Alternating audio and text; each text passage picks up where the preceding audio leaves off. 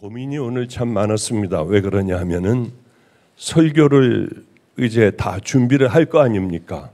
그래서 한 설교 대충 이 정도면 됐겠다 이제 하고 보고 또 보고 하고 있는데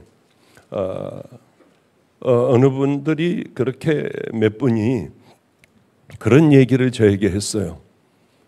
목사님, 수요일도 회개에 대한 기도에 대한 얘기를 그렇게 해주셔서 은혜를 참 많이 받았습니다.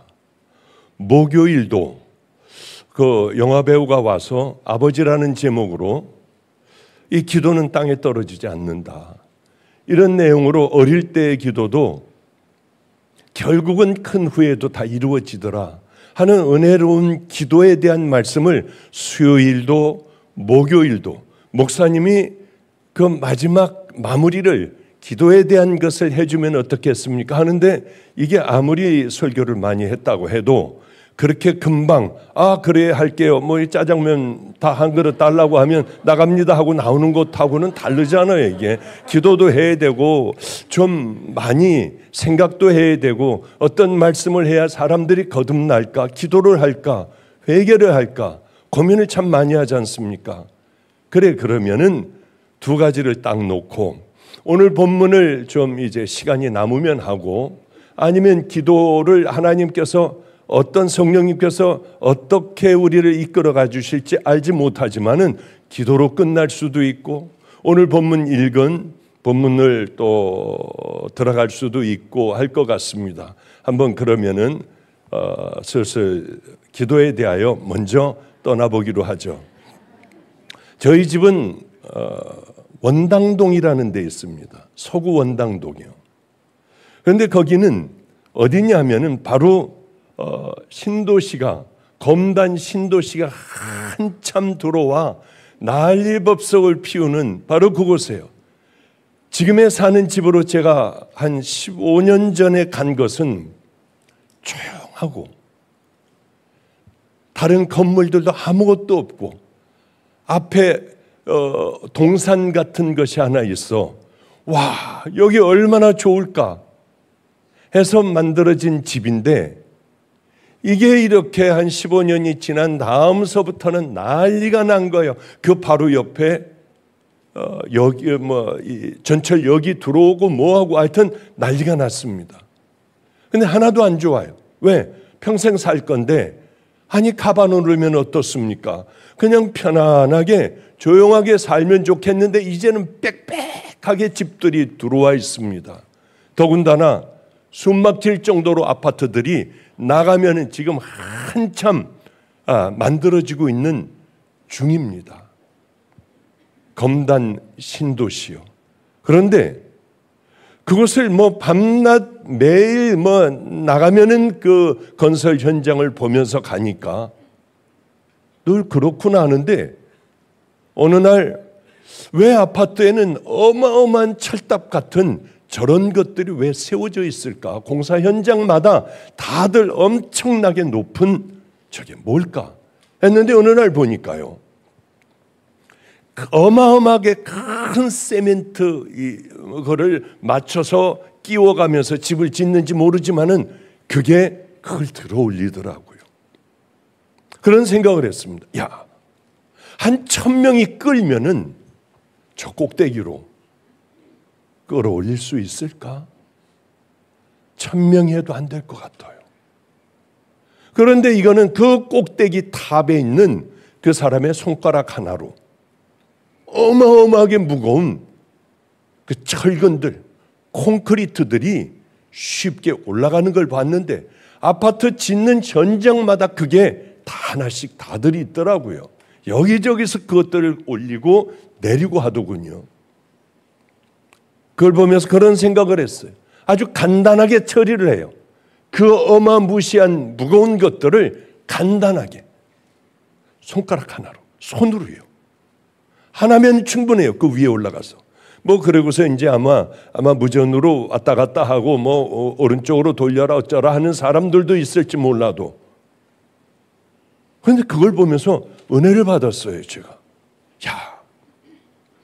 좀 불가능한 것, 도저히 이거는 불가능한 것을 손쉽게 딱 해결을 해버리는구나.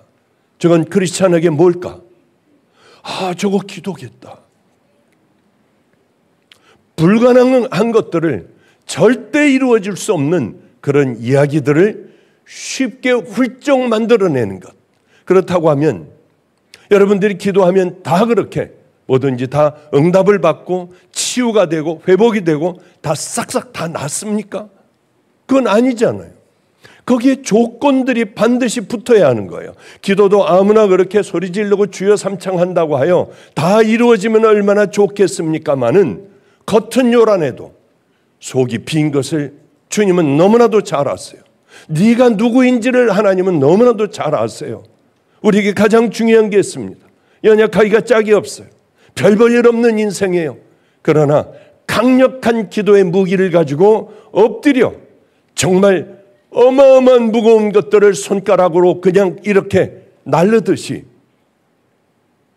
우린 정말 그 믿음의 사람들, 기도의 사람들이 된다면 얼마든지 이 능력을 얼마든지 사용하며 살아갈 수 있지만은 어떤 사람은 일평생 동안 단 한 번도 하나님의 은혜를, 기도의 능력을 맛보고 살지 못하는 사람들이 우리 주변에 굉장히 많을 거예요. 오늘 여러분들이 잘 들으시고 정말 그 길을 그렇게 걸어가며 하나님 앞에 그러한 마음과 그러한 삶과 그러한 믿음으로 여러분들이 기도를 하신다면 그것은 분명히 믿음의 사람들이 체험하는 그 은혜를 오늘 밤에도 체험할 줄로 믿습니다. 기도는 어떻게 해야 될까요? 그럼 가장 중요한 게 있어요. 가장 중요한 게 기도는 제1번 먼저 해야 될 기도가 뭘까요? 맞아요. 그거예요. 회개를 먼저 해 깨끗한 그릇이 되어야지 하나님께서 여기에 기도하는 여러분들이 모든 조건을 마친 그 기도의 그릇에 여러분에게 맞는 그것들을 원하는 그것들을 담아주실 수가 있지 않습니까? 물론 하나님의 뜻과 맞지 않아 안 해주시는 경우도 있지만은 제1번 조건은 그릇이 깨끗해야 된다는 거죠. 그래야 하나님께서 그것에 마음껏 부어주시지 더럽고 추악하고 냄새나는 개밥그릇 같은 그 밥그릇에 하나님이 어떻게 부어주실 수가 있겠습니까? 그러니까 이거는 무시해버리고 달라고 소리만 지르다가 좌절하고 절망하는 사람들이 얼마나 많겠어요. 그 더러운 그릇을 가지고 하나님 앞에 달라고 악을 쓴다고 혹시 여러분들이 가질 수 있을까요? 하나님은 뭐든지 다 하세요.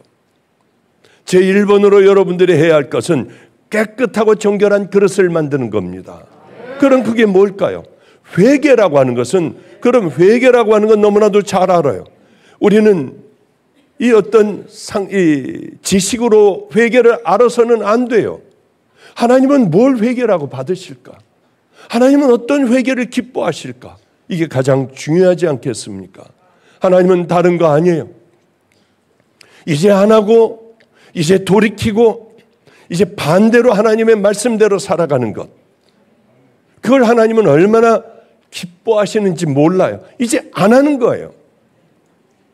그리고 그렇게 악하게 살다가 그걸 뒤집어 힘들고 어렵지만은 하나님의 방법으로 사랑하고 다 용서하고 모욕을 당해도 빌고요. 좀 모욕 당하면 어때요?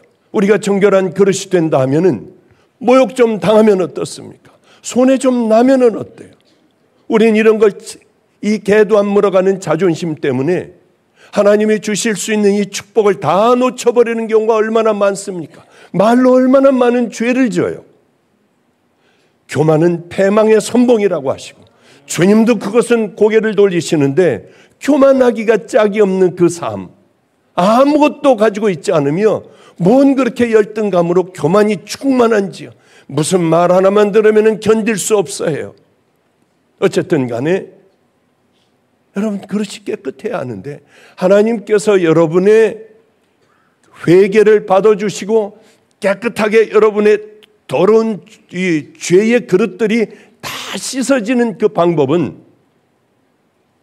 이제는 안 하고 사는 거예요. 모욕을 당해도 돌이키고 살아가는 거예요.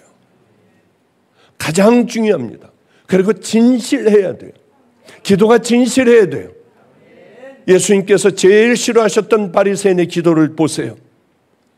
주님, 저는요, 일주일에 한 번씩 금식도 하고요. 저는 11조 빼먹지 않아요. 저런 자들 같이 저렇게 추하게 살지 않습니다. 그러나 세리는 가슴만 쳤어요. 할 말도 없는 거예요. 가슴만 치는 그를 보시고 우리 예수님은 하나님께서 아버지께서는 저의 기도를 더 들으셨다. 저의 기도를 받으셨다고 하잖아요. 그런데 우리는 회개를 안 하려고 해요. 회개는 뭐라고요? 이제 안 하는 거예요. 칼같이 잘라버리고 확 돌이켜버리는 거예요. 여러분, 그 대가, 여러분들이 회개해야 하는 거기에는 굉장히 힘든 대가를 치러야 합니다. 싸워야 해요. 나를 십자가에 못 박아야 우리는 회개가 될 수가 있고 깨끗한 그릇이 될 수가 있어요. 그냥 나 회개할래. 하나님 이 음란의 죄를 버리게 해주시고 하나님이 탐욕을 남을 상처 주는 것을 하나님 거짓들을 버리게 하여 주시고 미워하는 것 이거요. 열등감 가지고 이렇게 남을 비판하고 판단하고 정죄하는 것이요. 이거 회개인가요? 그건 쭉 자기의 죄를 늘어놓는 거 아니에요. 회개는 하나하나 부러지게 해버리는 거예요. 어떤 사람에게는 이 회개가 쉽기도 하고 어떤 사람들에게는 불가능해요. 하려고 해도 죽어도 안 돼요. 왜 그런 줄 아세요 혹시? 해봤어야죠 싸움을. 내 자신을 다스리는 그 싸움을 해봤어야죠. 작은 것부터 시작하면 돼요. 여러분에게 그 팁을 드릴게요. 작은 것, 아무것도 아닌 것부터 하나하나 여러분의 자녀로부터 하나하나 조그만 것부터 시작을 해 나가는 것이 여러분이 이길 수 있는 비결이에요. 저는 살다가 보니까 이렇게 피곤하고 좀 몸이 안 좋아졌습니다. 그래서 이게 잘못돼도 됐는데 하고 가서 검사를 해보니까 예비 당이래요. 그리고 좋은 콜레스테롤은 맨 바닥에 있고 나쁜 콜레스테롤은 쭉 올라가 있고요. 도무지 운동을 한다고 했는데도 아무 쓸데가 없는 것 같았어요. 그런데 제가 밤낮 좀 몸집이 좀 있는 목사들에게 야, 너 하나 네 몸 하나 관리를 못하면서 쭉 빼질 못하면서 어떻게 남의 영혼을 오늘 괜히 왜 웃는지 알겠어요. 그래 하여튼 그 종들 뭐 꼭 오늘 찬양했던 목사가 그랬다는 건 아니에요. 근데 하여튼 밤낮 이렇게 제가 얘기를 해요. 야, 너 관리를 해야지. 야, 난 싸움 중에 제일 쉬운 게 체중 빼는 거더라. 안 먹어버리면 되잖아. 밤낮 얘기하는 게 그거예요. 무슨 나는 뭐 호르몬 때문에 이게 살이 쪄가지고 호르몬을 확 넘겨버릴 수 있는 훈련해버리면 되잖아. 제가 그런 얘기들을 참 많이 했어요. 너를 관리를 못하면서 다른 건 다 줘.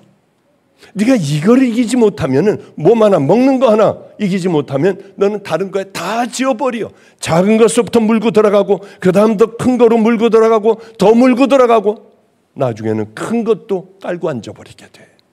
싸워야 해. 죽으라고 싸우는 훈련을 너희들은 마음으로부터 시작을 해야 돼. 밤낮 그렇게 얘기했어. 제일 쉬운 건 먹는 거야. 근데 해보려고 하니까 진짜 어렵더라고요, 먹는 게. 물론 어려운 일, 어머니도 소천하시고 뭐 여러 일들이 저에게는 많이 있었습니다. 힘든 일들이 있었어요. 그러나 그것보다도 제가 그러니까 9kg 많이 나갔을 때 9월달, 8월달, 9월달보다는 9kg를 뺐어요. 왜 훌쩍하잖아요. 이 옷을 우리 밑에 있는 아래층에 있는 사모가 세상에 그 항암도 진한 항암이요. 죽음 바로 직전까지 가는 조혈모세포 그 이식을 하고 그건 거의 죽어간대요. 근데 그렇게 죽어가면서 숟가락 젓가락도 떨어뜨려요. 피를 밤낮 토해요. 아래 위로 다 피를 토해요. 어쩌면 살이 그렇게 시커매졌는지요. 죽기 아니면 살기로 하는 거예요, 그걸. 그런데 숟가락을 떨어뜨리더라고. 이게 힘들고 무거워. 그런데 제가 이렇게 몸을 많이 확 빼버리니까 그 다음에는 맞는 옷이 없는 거예요, 옷이. 다 헐렁거리고 바지가 돌아가요. 그런데 이 사모가 그 지경에 있으면서 차를 몰고 서울 강남에 있는 무슨 S 백화점 있잖아요. 그 큰 거. 신천지인가? 무슨 아닌가요? 하여튼 그 비슷한 이름이 있잖아요. 거기까지 간 거예요. 거기 백화점을 간 거예요. 강남에 있는. 그래가지고 제 양복을 사가지고 왔어요. 이거를.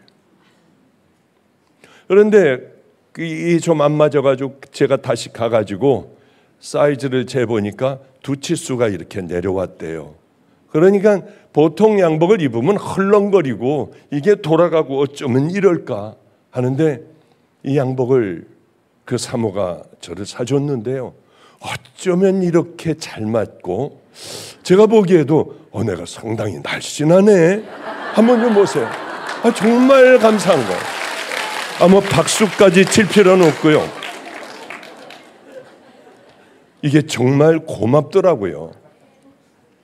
그런데 왜 그렇게 했느냐 하면 우리 어머니가 소천하신 날도 저는 런닝머신에 올라가가지고 새벽 1시쯤 됐나요? 한 5걸음을 걸으니까 심장이 터질 것 같은 거예요. 이제 죽을 것 같더라고요. 그래도 올라갔어요. 그래도 올라갔어요. 어떤 힘든 날, 열이 나는 날도 저는 올라가서 했어요. 근육을 열심히 운동을 했어요.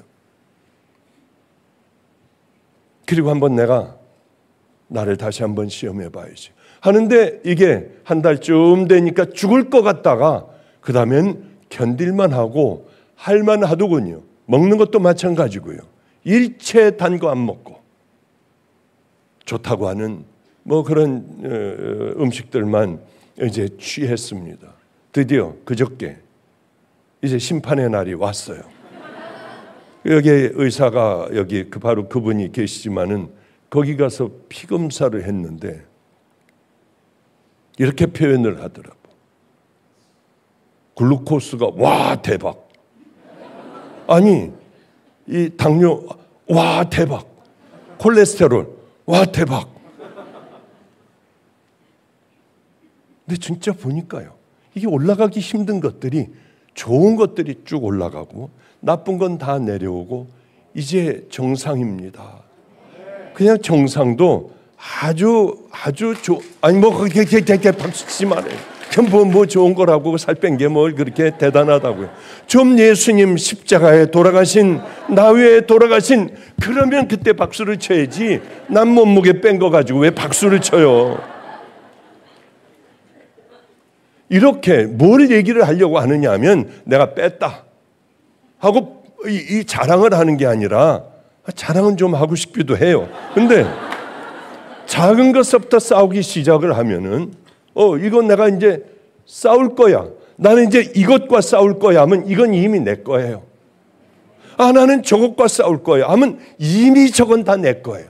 늘 그렇게 생각하고 하여튼 해왔거든요. 여기까지 살아왔어요. 제가 싸움을 잘한다는 얘기가 아니라 넘어지기도 하고 잘못 생각해가지고 오판을 해가지고 버벅거리기도 하고 왜 그런 것들이 왜 없겠습니까? 그러나 분명한 싸움은 열심히 나름대로 싸우려고 애를 써요.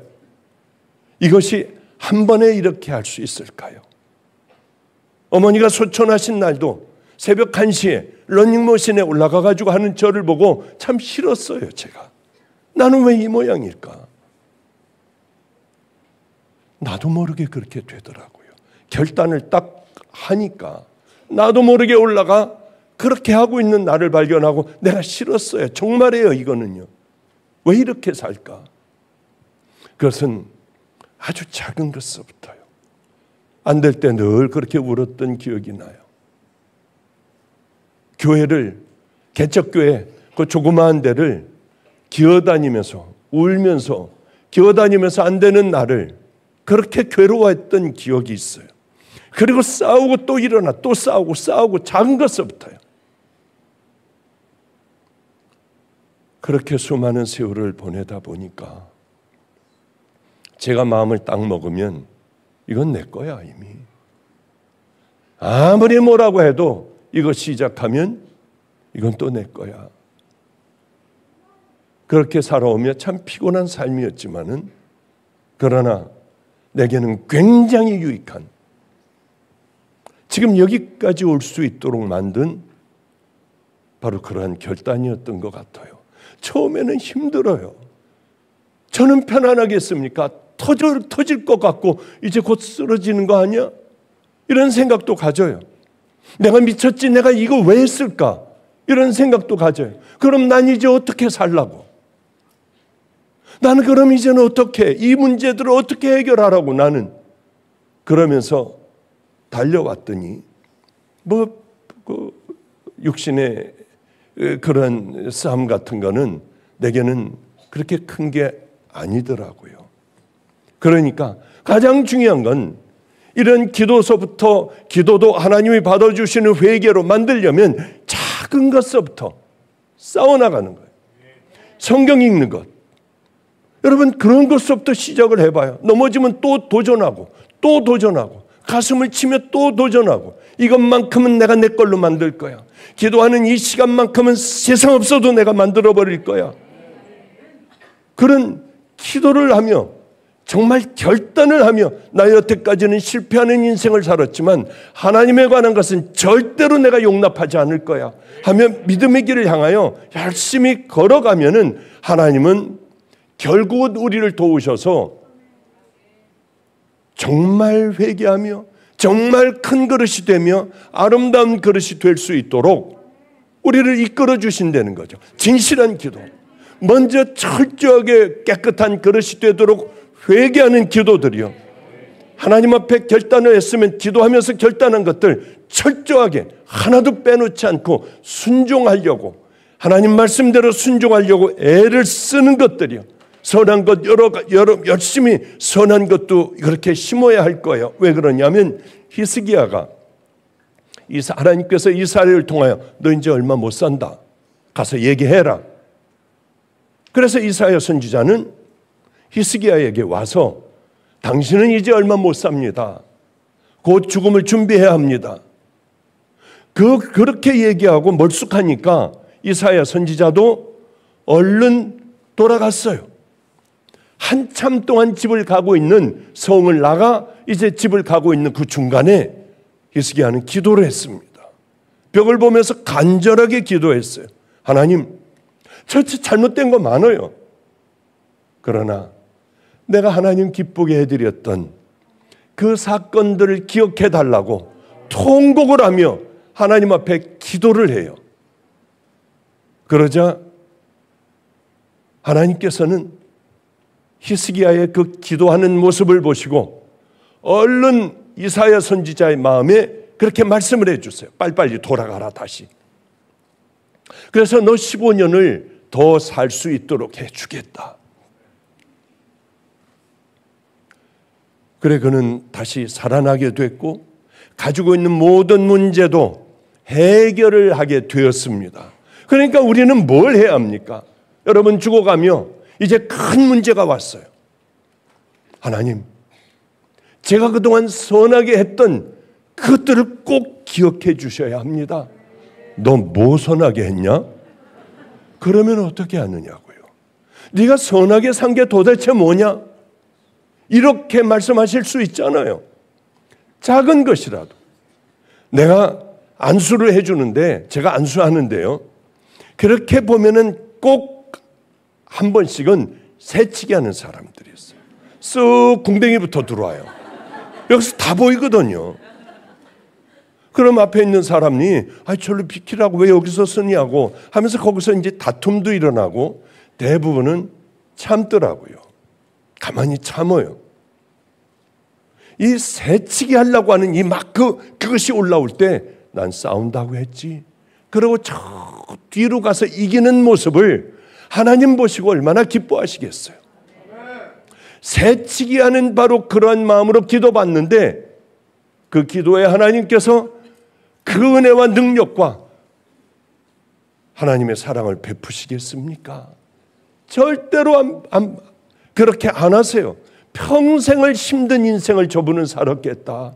보면은 생김새나 옷 입은 것이나 정말 힘든 인생을 산 분과 여지없이 아마 맞을 거예요. 그러면 결국 새치기 한 분이 오면은 주여 새치기 좀 안 하게 해주세요 하고 싶은 기도가 여기까지 나와요. 이렇게 좀 안 살게 해주세요.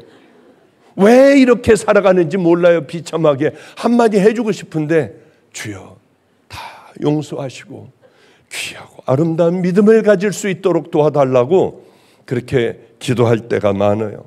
맞습니다. 선한 삶들을 살아가야 돼요.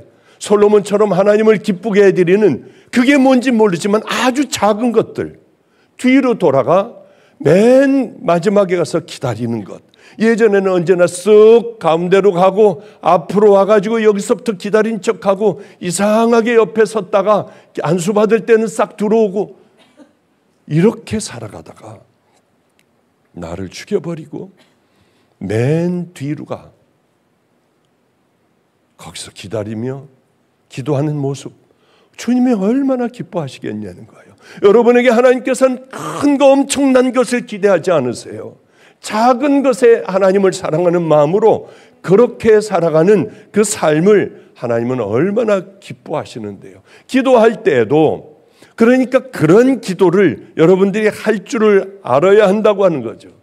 그런데 제가 나가려고 하다가 보면은 제 발을 붙잡고 안 놔줘요. 그래서 이렇게 털어버리려고 해도 그냥 그대로 그냥 꽉 붙잡고 있어요. 그냥. 그래 질질 끌고 나가려고 하다가 이렇게 붙잡으니 한 번 기도를 더 해주게 돼요. 그래도 안 놔요. 그래도 또 안 놓고. 참 대단해요. 그럴 때 보면 이 여자를 보면 어떤 생각이 나느냐 하면은 중국의 어디 관광지를 선교사들이 이제 집회를 마치고 데려가 가지고 가는데 보니까 거지들이 많아요. 어떤 사람들은 뒤인 거를 그냥 그걸 보이고요. 어떤 사람들은 팔 없는 거를 보이기도 하고 왜 그러는지 아주 흉하기가 짝이 없는데 어떤 거지 애가 조그만 놈이 사람을 골라요. 이렇게 아주 비굴한 눈으로 사람을, 저놈은 아이스크림 통저 옆에서 왜 저렇게 숨어 있을까? 그런데 드디어 이놈도 사람을 볼 줄 아는지 저를 골랐어요. 그러고 와서 다리를 확 잡고 안 놓는 거예요. 안 놔요. 얘 왜 이래요? 거지래요. 돈 좀 줘가지고 보내라고. 그러니까 줘도 안 받아요. 그것도 안 받아. 왜? 이제 하나 붙잡았는데 이놈은 정말 사람을 보는 눈이 있어요. 그래서 우리나라 돈으로 50원을 줘도 안 놔요. 100원을 주니까 그럼 도저히 막 잡아 뛰어도 안 되고 머리를 때려도 안 되고 애들 때리지 말아라. 아니요, 제가 아니라 같이 온 선교사님들이 애를 잡고 뛰려고 해도 안 떨어지는 거예요. 안 된대요. 막 잡고 있어요. 거기 100원이면은 엄청난 돈입니다. 우리나라 돈으로 아마 18,000원?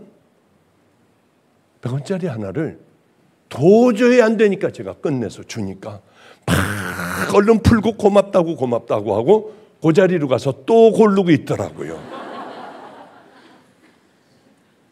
굉장히 얘가 한 달간 한 달은 아니더라도 20일 이상 벌어야만 죽어라고 매일 그렇게 해야만 하는 돈. 그것도 못 벌 겁니다. 아마 다른 아이들의 100배는 벌었을 거예요. 아마 왜 그러냐면 이 아이의 끈질긴 모습이 그렇게 세월이 한 10년 됐는데 안 잊혀져요. 안 잊혀져. 기도라고 하는 건 뭐겠습니까? 가다가 괜히 잡지 말아요. 이제 뭐 또 제가 요즘에 살이 확 빠져가지고 휘청거리니까 잡지 마세요. 그리고 한번 툭툭 털면 얼른 와요. 그냥 알아서 내가 저기 가가지고 기도해주고 다 해드릴게요. 이런 마음들이 있어야 하거든요. 간절한 마음. 어쩔 수 없이 저도 줄 수밖에 없고 기도해 줄 수밖에 없고, 그리고 집에 가서 웃으면서 그 시간을 밤에 이제 그 시간을 기도해 준 시간을 기억할 거 아니에요. 그리고 또 밤에 자면서 성령님 꼭 치료해 주세요. 얼마나 간절했으면 그래요. 성령님께서 회복시켜 주셔야 돼요. 그 딸의 간절한 사연이 뭔지는 알지는 못하지만은 성령 꼭 해주셔야 합니다. 이렇게 기도도 툭 한번 던지고 가게 되더라고요. 그런데 기도의 찬스라는 게 있습니다. 언제냐면은 가장 고통당하는 괴로운 일을 당했을 때, 더 이상 어떻게 할 수 없을 때, 이제 이게 내게 마지막이라고 생각될 때, 그게 축복인 걸 모르는 거예요. 사람들은 죽을 병에 걸리든지 사업이 망하고 자식이 비뚤어지고 뭐 이제 교도소를 가게 되고 길거리에 나앉게 되고 막 이런 황당하기가 짝이 없는 그런 상황에 딱 몰릴 때요. 그때야 비로소 주님을 애절하고 간절하게 찾으며 그때 회개하는 사람들 제가 너무나도 많이 봤어요. 제가 알고 있는 한 청년이 강아지를 엄청나게 사랑을 해요. 그런데 그 강아지가 건강하던 강아지가 바로 며칠 전에 배가 이렇게 부어가지고 가봤더니 배서부터 골반 저 밑에까지 지방으로 가득 차 썩어가고 있대요. 그래서 그거를 다 떼어냈어요. 대수술을 했어요. 수술을 하자 목에 또 불룩 튀어나와 또 목도 또 계속해가지고 떼어내고 수술을 하고, 이게 왜 이러느냐? 췌장이 망가져가지고 이게 잘못되어 있대요. 그래 보통 5 정도가 염증 수치인데 얘는 1850이래요. 그러니 먼저 끝난 거 아니에요, 다. 그러면서 저에게 개기도를 부탁을 하는데 이게 참 좀 까리까리하더라고요. 주야 이 개를 그러다가 또 이게 잘 안 돼요. 하기는 하는데 이게 처음 해보는 거니까 그게 기도가 잘 안 되더라고요. 근데 기가 막힌 기적이 일어났어요. 어떤 기적이 일어났냐면은 이제 그러니까 급하니까 마가의 다락방에 와서 늘 엎드려서 주여 하고 새벽 기도 막 금식하면서 새벽 기도를 다니고 그러면서 살더라고요. 구정 때 새벽 기도를 가려고 교회를 찾아봐도 다 문이 닫혔더래요.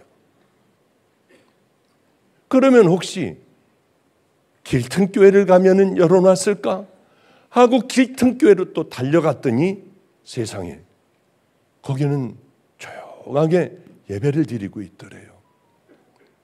너무 감사했대요. 그러며 그날에 자기에게 하는 설교의 말씀이었던 모양이에요. 하여튼 그걸 통하여 새벽을 깨우고 금식도 하고 마가의 다락방에 이제 한 번도 빠지지 않고 나와 예배드리고 뭐 그렇게 걔를 통하여, 그런데 봤더니 말도 안 되게 어머니의 손을 붙들고 안락사를 시키기로 결정을 했대요. 밤 한잠도 못 자고 최선을 다하여 기도는 했지만 이제는 끝을 내야겠다. 안락사를 시켜달라고 했더니 무슨 소리냐. 봤더니 움직이지도 못하고 걷지도 못하는 개가 꼬리를 흔들고 걸어다니고 있더래요. 그러면서 한 3일이면은 퇴원을 해도 될 것 같다. 그러면서 우리 아이에게 잘해줄 거래요. 이제 왜 그러냐면 자기 신앙을 찾아줬다고. 다시 주님을 만났다. 그래서 성령님은 개통에서도 역사하시는구나, 그런 생각을 그냥 하게 됐어요. 이렇게 가장 어려운 폭탄을 맞는 바로 그런 어려운 때에 초대교회가 바로 그런 어려움을 당하기 시작을 했습니다. 야고보를 순교를 시켰어요. 사람들이 너무 좋아하는 거예요. 그 다음에 베드로를 붙잡았습니다. 그런데 마침 무교절 6월절이었어요. 이거 끝나기만 하면은 저놈을 죽여버리면은 또 얼마나 내가 인기가 올라갈까 해서 죽이기로 했습니다. 4명씩 4교대로 16명이 돌아가면서 지켜요. 도망 나올 방법도 없었어요. 다른 방법이 아무것도 없어요. 극한 상황이고 초대교회는 절망에 빠졌습니다. 왜? 베드로 같은 사람이 죽으면 이제 끝장아니에요. 더 이상 어떤 방법도 없는 거예요. 그런데 이때 성경은 이렇게 기록하고 있어요. 교회는 베드로는 옥에 갇혔고 교회는 그를 위하여 기도하더라. 맞아요. 이제 어떤 방법도 없어요.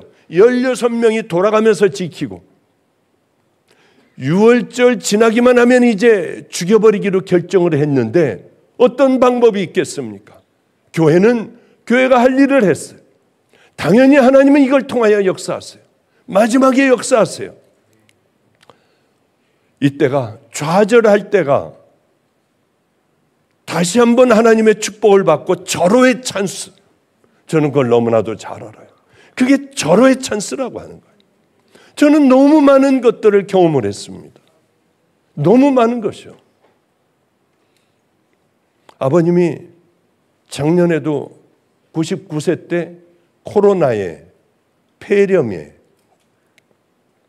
다 마지막이라고 했어요. 주님, 한 번만 살려달라고. 최선을 다해, 하여튼 최선을 다해 보겠다고. 주님 원하시는 것 다 해버릴 거라고. 그런 간절한 기도가 나오더라고요. 그만큼 사셨으면 됐지가 아니라 오랫동안 이렇게 아버지와 아들과의 관계를 유지하다 보니까 오래되면 오래될수록 이별하기가 더 힘들어요. 어머니는 아프시고 이틀 아프시고 바로 소천하셨으니까 정신이 없었어요. 근데 아버님은 코로나로 그렇게 뭐를 어떻게 하고 산소를 어떻게 하고 밖에서 그런 소식만 들었죠. 그런데 이상해. 내가 죽을 때가 아니야. 지금이 하나님께서 오라고 하시는 때가 아니야. 정말 걸어 나오시더라고요. 그런데 이번에 문제는 이번 100살이 되셨는데 바로 3주 전인가요? 코로나에 또 걸리신 거예요. 왜냐하면 나가서 항상 식사를 하시니까. 그리고 교회를 가시니까 또 걸리셨어요. 이제는 어렵겠다 생각을 했습니다. 하나님, 어머님이 소천하신 그 병원에 아버님이 입원하셨습니다. 입원하신 것만으로 제 마음이 얼마나 큰 상처가 되는지, 다시 그 아픔이 다시 살아나는 것을 주님 아시죠? 정신 차리고 난 후에 주님, 제가 준비가 됐을 때 아버님 주무시다가 주님 품에 안기게 해달라고 간절하게 기도했어요. 또 깨끗하게 회복이 되셔서 100세의 코로나 2번씩이나 또 나오셨는데요. 그런 생각을 해요. 기도 안 했으면 어떻게 될 뻔했을까? 내가 성도들에게 얘기를 하여 성도들이, 그 많은 성도들이 기도를 해주는 그 기도가 없었다면 아버님은 과연 살아계실까? 그런 생각을 해요. 이때가 우리가 좌절할 때가 아니라 하나님의 살아계심을 다시 한번 또 깊이 깨닫는 그런 시간들이 되길 축복합니다. 기도는 사실 우리가 가질 수 있는 가장 강력한 무기죠. 가장 강력한 무기예요. 그 어떤 것도요. 그래서 저는 많은 사람들이 그런 얘기를 해요. 제가 왜 그렇게 얘기했잖아요. 아들이 서울에 살아도 걔 초등학교 4학년 때 제가 나왔습니다. 집을 나왔어요. 주님을 만나 이 길을 39살에 나왔나요? 만나가지고 그래 지금은 72살이 됐어요. 72살이 되도록 아들 10번 미만으로 만났어요. 10번 미만. 보고 싶어 죽을 것 같아도요. 걔를 만나면 내 마음을 다 뺏기니까 안 만났어요. 하나님, 저 걔 안 만날게. 왜냐하면 걔한테 내 마음을 다 뺏겨요. 한 번만 만나면. 못된 애비죠. 애비로서는 참 나쁜 애비예요. 안 만났어요. 칼같이. 그럼 어렸을 땐 보고 싶어.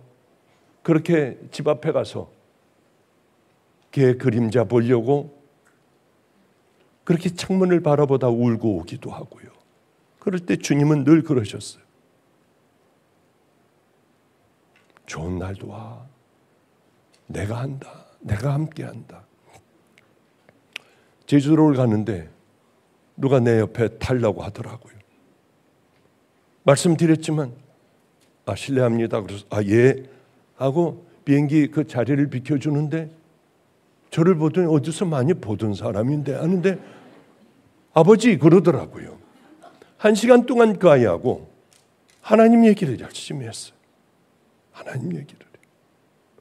이게 와 이런 기적이 어딨어 너무 행복해가 아니라 늘 있던 일들 중에 하나. 이번 추석에도 내 방에서 설교 준비하고 있는데 누가 문을 두들겨요. 누구세요?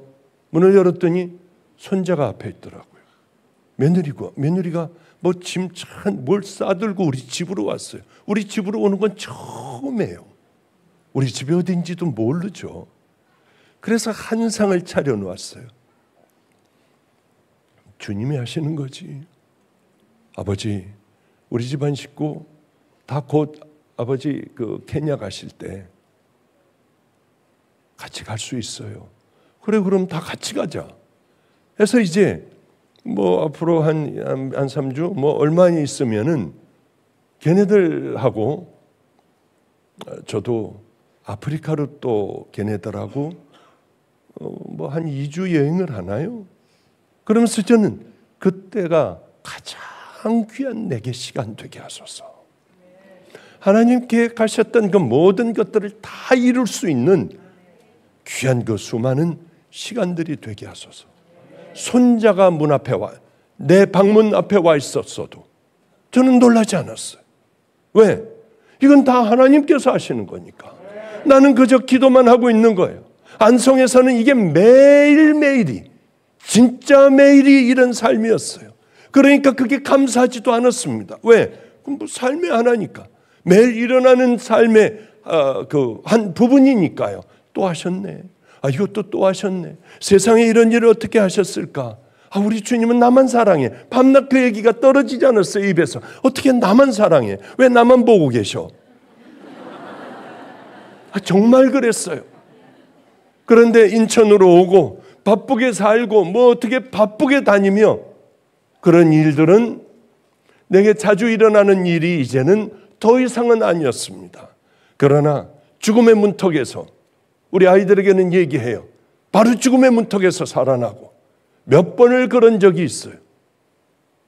근데 이제는 저에게 그렇게 자주 일어나는 일은 아니지만은 또 이런 일들이 일어날 때마다 주님이 또 하셨지. 제게는 뭐 가슴이 떨리고 이게 막 너무 좋고 그런 거 하나도 없어요. 마지막 결론을 하나님께서 딱 내주실 때 그때 나는 내 방에 들어가 한없이 울 것 같아요. 우리 할아버님을 제가 찾아가 주님을 만나고 담배 피고 술 먹고 놀던 제가 저만 보면은 내가 너를 위하여 그렇게 어렸을 때서부터 많은 기도를 해주고 정말이에요. 끌어안고 아침 점심 저녁으로 기도해 주셨어요. 그 많은 세월들을 기도했는데 너는 어떻게 우리 하나님을 떠났니? 어떻게 우리 하나님을 떠났어? 그 말씀을 늘 하셨거든요. 그리고 주님을 만난 날 제일 먼저 할아버지에게 달려가, 할아버지, 제가 하나님을 만났어요. 이젠 주의 길을 걸어갈 거예요. 다 버릴 거예요. 할아버님이 정신이 없으시더라고요. 뭐이? 아이고 하나님, 나 어떡해? 90세가 되신 할아버지가 그냥 막 이렇게 하면서요, 뭘 들었다 놨다 하면서 정신이 없으셨어요. 내가 우리 할아버지 같겠다. 그날은 내가 우리 할아버지 같을 거야. 그 전까지는 주님, 아무리 기뻐도 제게는 기쁜 거 아니에요. 늘 주님이 함께 해주셔서 그런 일들이 일어났으니까요. 그래요. 기도는요, 제가 놓치지 않고 붙들고 하고 있었던 게 있었어요. 그건 기도였어요. 제가 할 수 있는 것은 뒤에 기도니까요. 저는 분명히 믿고 있는 게 하나가 있습니다. 하나님은 당연하게 그렇게 해주실 것. 내가 기도하면은, 기도 시작하면은 얼토당토한 것, 나쁜 것들 말고 이건 이루어졌다고 저는 보고 기도해요. 그날이 과연 언제인가가 가장 중요하지, 이 기도는 반드시 이루어진다고 하는 것이요. 마치 내가 뭘 작정을 하고 나 이걸 할 거야 하면 이건 다 내 거야, 이렇게 하듯이 기도를 던져놓기 시작을 하고 구체적으로 내가 그 삶을 향하여 그 주변을 돌며 딱 포위를 시켜놓고 그 믿음의 길을 그렇게 걸어가며 기도를 던지고 하면 언젠가는 반드시 그것이 하나님께서 이루어 주신 그 날이 내 때가 아니면 어때요? 내가 죽고 난 다음에라도 이루어지면 행복한 거 아니겠습니까? 욕심 잔뜩 부리고 내 눈으로 봐야겠다, 그러면은 안 돼요. 모세와 같이 내가 가나안 땅에 들어가지 못해도 나는 하나님 앞에 행복한 사람이에요. 그게 얼마나 우리에게 귀한지요. 베드로는 사슬에 묶여 있어요. 그런데 갑자기 천사가 나타납니다. 그래서 사슬을 풀어주고 너는 빨리 급히 일어나 나가라. 천사가 이렇게 얘기하니까 꿈꾸는 줄 알았습니다. 어쨌든 일어나 나가보면서부터 이게 꿈이 아니라고 하는 걸 베드로가 알게 됐죠. 이에 베드로가 정신이 들어 이르되 내가 이제야 참으로 주께서 그의 천사를 보내어 나를 헤롯의 손과 유대 백성의 모든 기대에서 벗어나게 하신 줄을 알겠노라. 베드로가 나오자마자 찾아간 곳이 어디입니까? 어디예요? 교회가 아니에요. 어느 가정이었어요. 마리아의 가정이었어요. 베드로가 문 두드리기를 그치지 아니하니 그들이 문을 열어 베드로를 보고 놀라는지라. 이 사람들은, 교회 사람들이 모여서 기도하기 시작을 했어요. 너희들 부르짖어. 내가 너희들의 부르짖음에 응답하리라. 내가 알지 못하는 비밀한 것도 내가 다 알려주리라. 이러시잖아요. 그래요. 간절한 기도, 강력한 기도에 하나님은 마음이 움직이셨어요. 우리들이 회개를 하고 정결한 그릇이 되고 하나님 앞에 강력한 기도, 조금도 의심하지 않고 앞으로 나가는 그 기도를 하게 되면은 하나님께서 기뻐하시는 많은 것들을 그렇게 땅속에 묻어두며 선한 것, 기억하실 선한 것들을 우리가 그런 삶을 살아가고 한번 보세요. 하나님께서 여러분들의 기도를 어떻게 하시는가? 베드로가 문을 두드렸습니다. 그 집 문을 막 두들겼어요. 왜? 이 집은 분명히 교인들이 모여 있을 것이니까. 로데라고 하는 하인이 하나가 나왔습니다. 베드로를 보고 기절을 했어요. 누구냐고 했더니 베드로래요. 말도 안 하고 뛰어들어가서 지금 베드로를 위하여 중보기도하고 있는 그들에게 얘기를 해요. 베드로가 지금 앞에 왔다 하니까 내가 미쳤도다. 아니, 기도는 죽어라 하고 베드로를 위하여 석방해달라고 기도를 죽어라고 하는데 정말 베드로가 왔다고 하니까 아무도 안 믿었어요. 이런 불신앙의 기도에도 하나님은 분명히 응답해 주실 줄 믿습니다. 이 작은 사람들이 모여 있는데도 하나님은 이들의 기도를 들어주셨어요. 정말 얼마나 감사한지요. 제가 한 번은 어느 때에 기도를 하고 있는데 네팔이라고 하는 곳이 뒤집어졌어요. 지진으로. 그런데 이 성령님께서 좀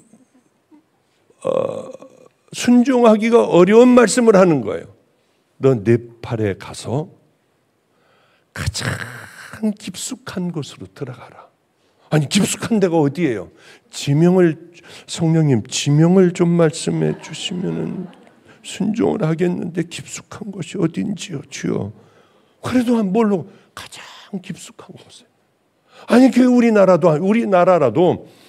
대한민국에 가장 깊숙한 곳으로 들어가라면 지리산으로 들어가든지 뭐 이럴 텐데 네팔은 잘 안 되잖아요. 그래서 일단 아멘 하고 다들 불러맞습니다. 목사들, 전도사들. 야, 빨리 네팔로 들어가. 예, 네팔 어디로 갑니까? 깊숙이 들어가 봐. 아, 진짜예요. 오늘 찬양 인도한 우리 위성조 목사도 거기 직접 갔어요. 그 간증 얼마나 재밌게 하는데요. 여기 있는 같이. 맞아요. 여기 김영석 목사도 그때 같이 갔다 왔어요. 그러니까 내려가지고 선교사들을 일단 만나 제일 멀리 깊숙한 곳으로 인도해 달라. 그런 데가 있다 마침 해가지고 한참을 갔어요. 한참 산을 넘고 뭘 넘고 하여튼 그 차로 다 이제 못 들어가는 곳에서 세워가지고 이걸 뭐 이틀거리인가 또 걸어서 하루거리인가 걸어서 또 갔어요. 낭떠러지에서 떨어져 죽을 뻔도 하고 하면서 그 짐들을 다 갔는데 돼지들을 끌고 내려오더래요. 그리고 어떤 사람이 저에모시라고 나마스테인가 뭔가라고 이렇게 인사를 하는데 저에모시라고 하더래요. 그건 기독교인들이 하는 거거든요. 그런데 보니까 거기에서도 이제 더 이상 못 살겠으니까 내려가는 거예요. 죽을 것 같으니까. 그런데 누가 올 거라고 하더래요. 그래서 기다리고 있었던 겁니다. 그래 가가지고 여기에 더 기적 같은 일들은 더 많아요. 근데 시간이 없으니까 그것까지 얘기는 할 수 없고, 이렇게 그 사람들의 간절한 기도에 인천에서 기도하고 있는 저에게 하나님께서 마음을 주셔 정말 갔더니 온 마을이 다 크리스찬이고 거기 목사님이 이제 뭘 위에 올라가 가지고 지붕이 다 무너지고 한 걸 고치고 있더래요. 그래서 거기 2번이나 가서 마음껏 그 사람들 다 돕고 크리스찬들만 사는 곳이요. 거기다 불교에다 뭐다 다 그런데 그 사람들을 우리가 죽도록 가가지고 도왔던 일이 있습니다. 그 어디서부터 시작됐습니까? 그 깊은 곳에서 살아가는 이 자기네들을 죽이려고 하는 이 사람들을 멀리 떠나 깊은 곳에서 하나님을 섬기며 사는 2 마을이 있대요. 이 마을의 간절한 기도,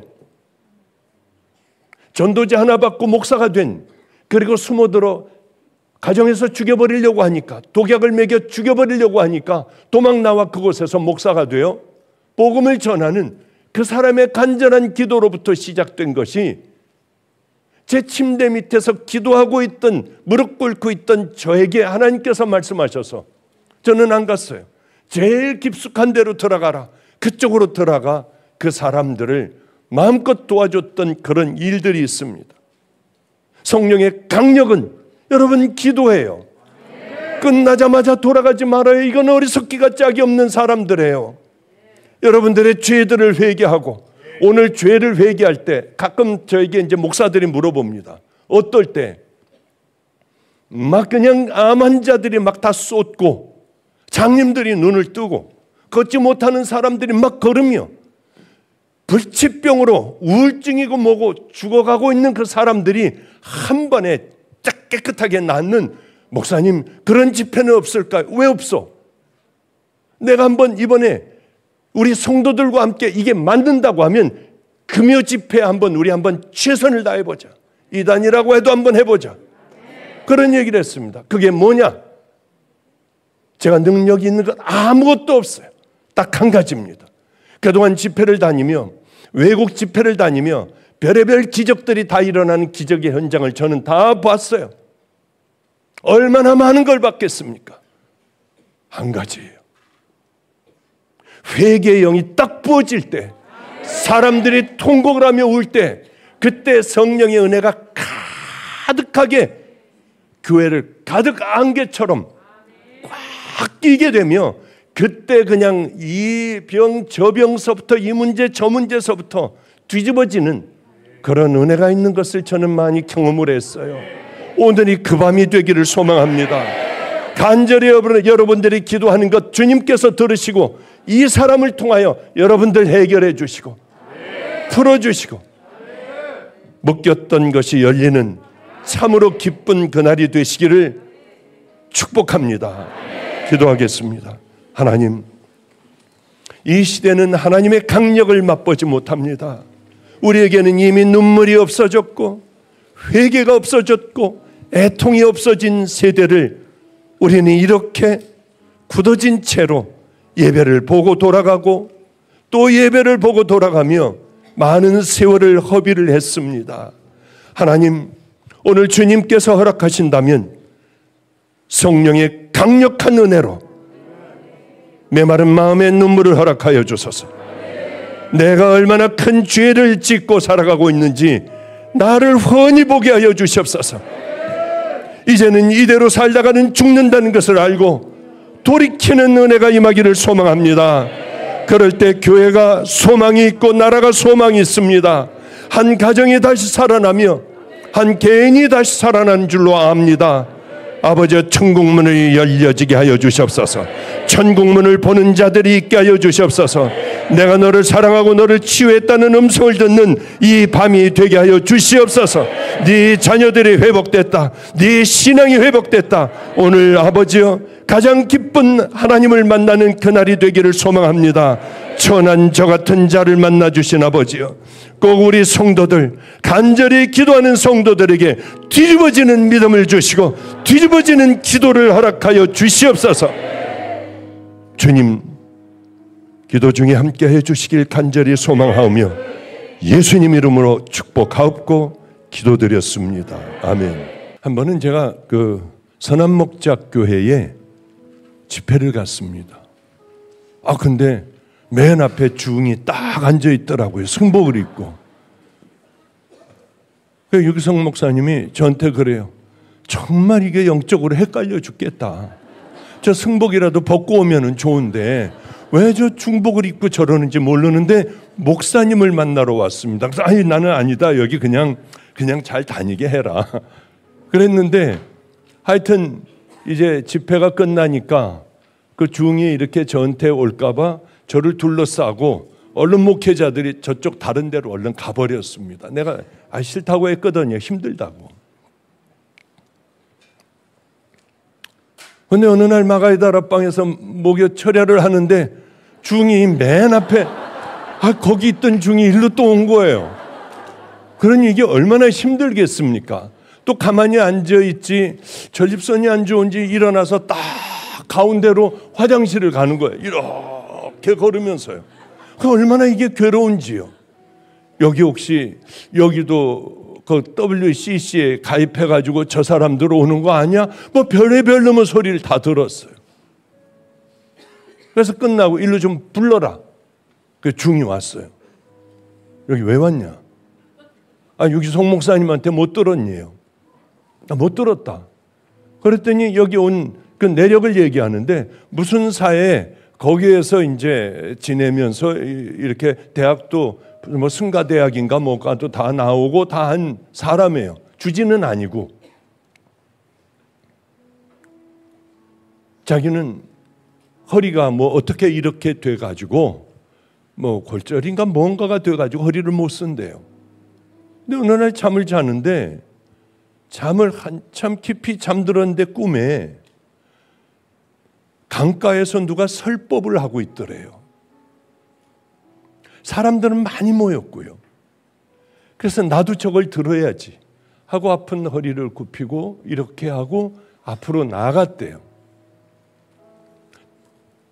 저분이 누구야? 했더니 박보영 목사라는 분이야. 그러더래요. 중이 이게 그러니까 골치 아파지잖아요. 여기서부터. 근데 그렇게 목이 말라서 거기 있는 물을 한참을 마셨답니다. 그러다가 깼대요. 근데 놀랍게도 화장실을 또 가는데 허리가 전혀 안 아프더래. 아멘은 뭐 아멘이에요. 그냥 뭐 가만히 들으세요. 중 얘기나 무당 얘기할 땐 끝까지 듣고 얘기하시면 돼요. 어쨌든지 저에게 와가지고 그래서 박보영 목사라는 사람을 찾기 시작을 하는데 어느 날 집회한다고 붙여줬더래요. 그래서 선한 목자에 가가지고 주일마다 갔대요. 갔는데도 가르쳐주지는 않고 어느 교회에 있다고 가르쳐주질 않더래요. 거기 오면은 안 되잖아요. 자기네가 아주 힘들어 죽겠다는데. 그래서 결국은 찾아서 이렇게 오게 되었다. 글씨 하나만 써주시면은 고맙겠다. 그래서 하나님이 세상을 이처럼 사랑하사 독생자를 주셨으니 그걸 썼어요. 주여 승복을 벗고 종의 옷을 입게 하여 주소서. 그러고서 이제 그걸 줬더니 플라스틱으로 다 이렇게 해서 가슴에 넣고 다니면 어떻게 하면 되겠냐요? 당신 불경에 대해서 너무나 잘 알 거 아니냐? 이 휴대폰에 성경 앱을 깔고 몰래 감춰놔라. 그리고 밤마다 기도해라. 밤마다 성경 보며 내가 잘못 살아온 것을 깨달아야 한다. 어쨌든 그러고 제가 성경 공부를 1:1 성경 공부를 가르쳐주기 시작을 했어요. 뭐 어떻게 합니까? 그런데 이제 그러다가 미국을 가게 돼요. 나 미국 가니까 당신 좀 기다려라. 그리고 매일 성경을 이렇게 읽고 깨닫고 큐티를 해라. 다 가르쳐주고 저는 갔어요. 갔는데 오늘 보니까 청년의 걔가 맨 마지막에 있더군요. 강사로 있어요. 쟤 많이 컸다 하는 생각을 했거든요. 얼마 전에도 미국 뉴저지에 가서 집회하고 그저께인가 돌아왔어요. 저하고 같이 살던 애예요. 부인 말고요. 그런 거 말고 그냥 저하고 같이 살아가던 애. 그런데 얘가 이제 이대 대학원을 다니고 하는데 얘가 저에게 카톡이 문자가 왔습니다. 목사님, 저도 묘지 기도 가면 될까요? 야, 뭔 묘지를 왜 가 네가? 그냥 성전 가서 기도하면 되지 거기를 왜 가? 저 꼭 가고 싶습니다. 그럼 가면 조심해야 되는데 거기 가보면 하다가 보면 들개들이 한 16마리 정도가 그렇게 돌아다니는데 너 걔네들이 물면 어떻게 하냐? 목사님 염려하지 마세요. 전 태권도를 해가지고 태권도 몇 단이래요 자기가. 얘가 그래서 언제 그걸 땄나 했는데 휴대폰으로 가지고 딱 찍으면 된대요. 걔들 오면. 야, 그게 그렇게 쉬운 게 아니야. 드디어 하고 왔습니다. 두 번째 날 됐습니다. 목사님 너무 좋아요. 그냥 무서우니까 주님만 부르게 돼요. 야, 얘가 용사겠네. 야, 그러면 네가 그 중을 좀 맡아볼래? 뭐든지 시켜주세요. 그래서 이제 중을 만나 성경 공부를 이제 또 제가 오랫동안 나가 있으니까요. 그래서 매일 만나 이제 성경 공부를 시키는데 목사님, 너무 잘 받아들여요. 기도도 너무 잘해요. 근데 이상하게 사복을 입었는데 가슴을 드러내고요. 이 가슴 파이고 단추 하나를 풀고 오더래요. 그리고 향수 냄새가 진한 향수 냄새가 나기 시작하는데 이거 뭐 안 좋은 거 아니에요? 야, 뭐 설마 중이 뭐 너 좋아하겠냐? 안 그럴 것 같은데 하는데 어느 날 결혼하자고 하더래요. 얼마나 이쁜 애인데. 야, 그래서 이제 제가 한국으로 인천으로 왔는데 얘가 뭐라고 하냐면 제 앞에 무릎을 꿇고 목사님 중하고 결혼할게요. 야,